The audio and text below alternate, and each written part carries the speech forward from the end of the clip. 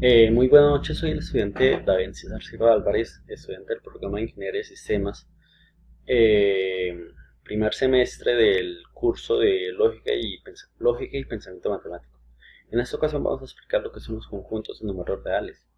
Los números reales están conformados por los conjuntos numéricos y se dividen en números naturales, números enteros, números racionales e irracionales. Y claro, están los números decimales que se me olvidó colocar ahí.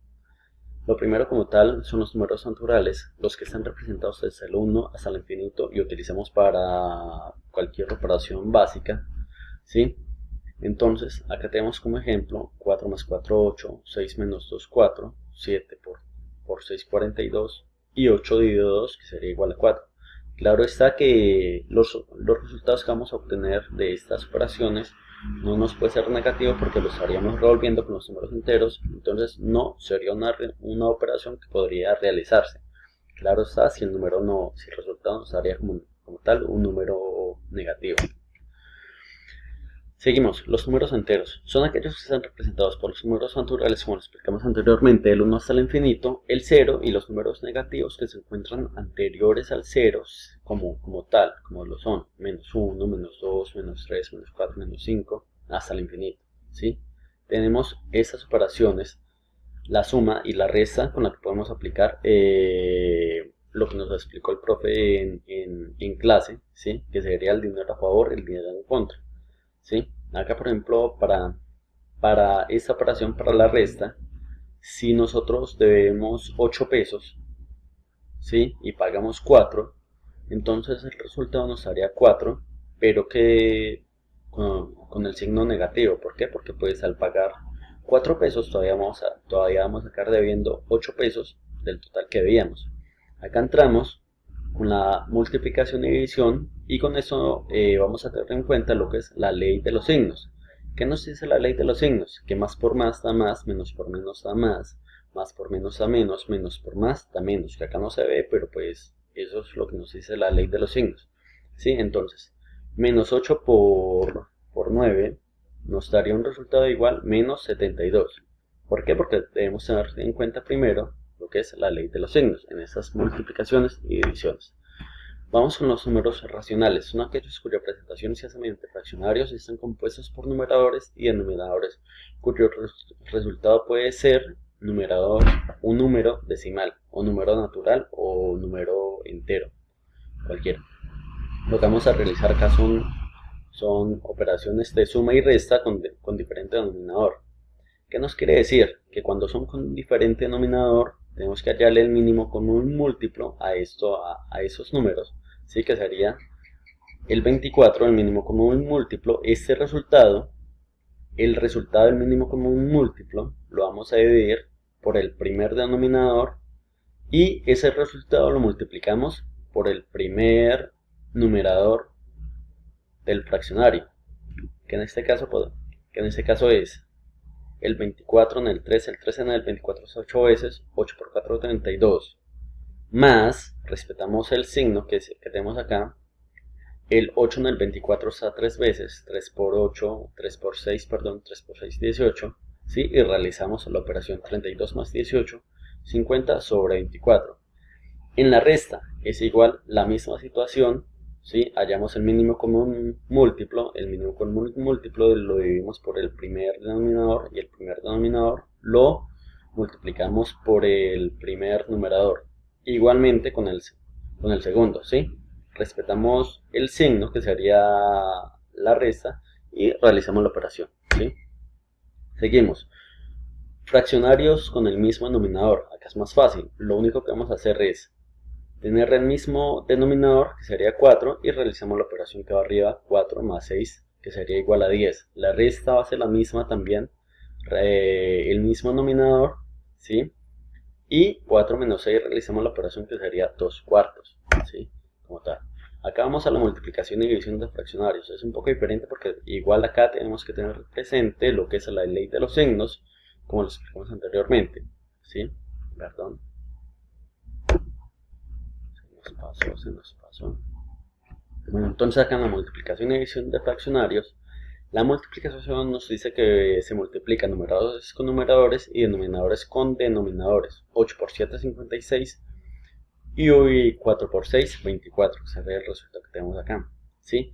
Para la división, que nos dice, se multiplica en cruz empezando el primer numerador con el segundo denominador. Sería 8 por 7, 56 y 4 por 6, 24, ¿sí? Que sería ese el resultado que nos daría. Operaciones con números decimales. Debemos tener en cuenta la posición de las comas en las operaciones que vayamos a realizar, sea suma o resta, ¿sí? Acá tenemos la suma, ¿sí? La primera que es esta suma, con esta suma de decimales, ¿sí? Acá como tal vamos a respetar la coma, la posición de las comas, para que el resultado nos corresponda con la coma en la posición que debe. Igualmente en la resta, ¿sí? En la resta, acá el segundo número, 7257,320, ¿sí? Acá le agregamos como tal un 0 para poder realizar la operación, ¿sí? Y nos daría el resultado como tal.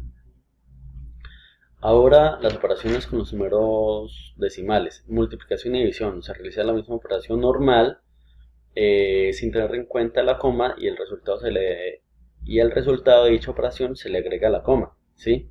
Tenemos este número 456,78 por 9, ¿sí? Al realizar la operación, pues ya ven como tal, le quitamos la coma y el resultado le vamos a respetar la coma que hay con el número de denominadores 1, 2, acá se la reconocemos, ¿sí? Dos denominadores como tal.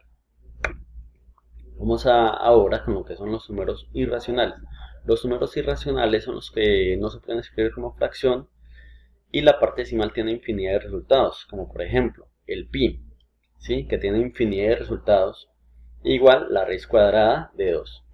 Seguimos con la lógica proposicional. ¿Qué nos dice la lógica proposicional? Una proposición es un enunciado que puede ser verdadero y falso, pero nunca ambos a la vez. Y se divide en proposición simple y proposición compuesta, que las vamos a ver más adelante, ¿sí? Proposición simple son aquellas que tienen un solo significado y carecen de conectivos lógicos. Ejemplo, el universo es infinito. Como tal vemos que no tiene ningún tipo de conector, que vamos a explicarlos más adelante. Acá, proposiciones compuestas. Proposiciones compuestas son aquellas que tienen dos o más significados y contienen al menos un conectivo lógico. Por ejemplo, Antonella estudia inglés si y solo si, que es el conector, estudia en el extranjero. Esta proposición la vamos a reemplazar por la letra P minúscula, el conector como tal, y estudia en el extranjero la reemplazamos con la letra Q minúscula. Seguimos. Tablas de verdad. Es el resultado de combinar varias proposiciones por medio de los conectores, ¿sí? O sea, tenemos un enunciado que nos consta de dos proposiciones y a ello la unimos con alguno de los conectores que tenemos acá, los conectores lógicos, los de negación, conjunción, disyunción, condicional y bicondicional, ¿sí? Los cuales vamos a ver ejemplos más adelante. La negación. La negación de una proposición P se escribe acá según el signo y se lee no P. Ejemplos. David estudia ingeniería de sistemas. Si le agregamos el conector de negación, ¿qué nos daría? David no estudia ingeniería de sistemas. Entonces vamos a la tablita, ¿sí? Entonces la proposición nos dice, la proposición tiene que ser verdadera o falsa, ¿sí? La proposición verdadera, si le agregamos el conector de negación, nos quedaría como tal una proposición falsa. Si la proposición es falsa, si la proposición es falsa y le agregamos el conector, pues va a ser la respuesta verdadera, ¿sí? La conjunción. La conjunción es una proposición PQ que se escribe, como tal está el signo acá y se lee P y Q, ¿sí? Solo es verdadero si ambos son verdaderos, en los demás casos siempre será falso. Ejemplos, Antonella estudia y el conector lógico trabaja en la universidad, ¿sí? Acá, Antonella lo reemplazamos por P, el conector lógico, y trabaja en la universidad. Trabaja en la universidad, lo reemplazamos por la Q. Acá tenemos la tablita de verdad que nos dice, es solo verdadero si A. Solo es verdadero si ambos son verdaderos. ¿Sí? Acá nos dice que Antonella estudia y trabaja en la universidad. Verdadero, verdadero, la proposición es verdadero. ¿Sí? Seguimos. La disyunción. La disyunción es una proposición PQ que se escribe como tal, lo tenemos acá acá escrito y se lee P o Q. Es falso cuando ambas son falsas, en los demás casos siempre será verdadero. ¿Sí? Acá el ejemplo, Andrés es técnico, que me faltó acá, Andrés es técnico automotriz o mecánico. ¿Sí? Entonces, ¿qué nos dice? Es falso cuando ambas son falsas. Entonces, si nos dice, Andrés no es técnico, ni es mecánico, entonces como tal la proposición sería falsa. ¿Sí? Pero si nos dijese, Andrés es técnico, Andrés no es técnico, pero sí es mecánico, que vendríamos a esta, que sería una proposición verdadera con el conector. Seguimos. La condicional. La condicional es una proposición PQ que se escribe según acá lo tenemos en el enunciado y se lee P entonces Q. Es falso si el primero es verdadero y el segundo es falso. En los demás casos siempre será una proposición verdadera. Ejemplo, si me gradúo como ingeniero, entonces trabajaré en Google. Claro está, la primera proposición, la proposición A, tiene que ser el antecedente y la proposición B tiene que ser el consecuente para poder que este conector se aplique en esta proposición. ¿Sí? Entonces dice, si me gradúo como ingeniero, que sería verdadero, ¿sí? Trabajaré en Google. Entonces, me dice que no trabajo en Google, pero como tal, sí realicé la graduación en ingeniería, entonces como tal,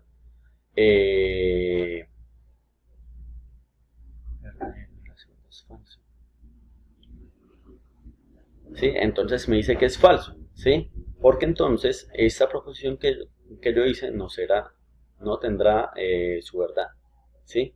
Pero si no me gradúo como ingeniero y trabajo en Google, entonces logro mi objetivo, entonces sería falso, pero si trabajo en Google, que sería verdadero, y la proposición sería verdadera.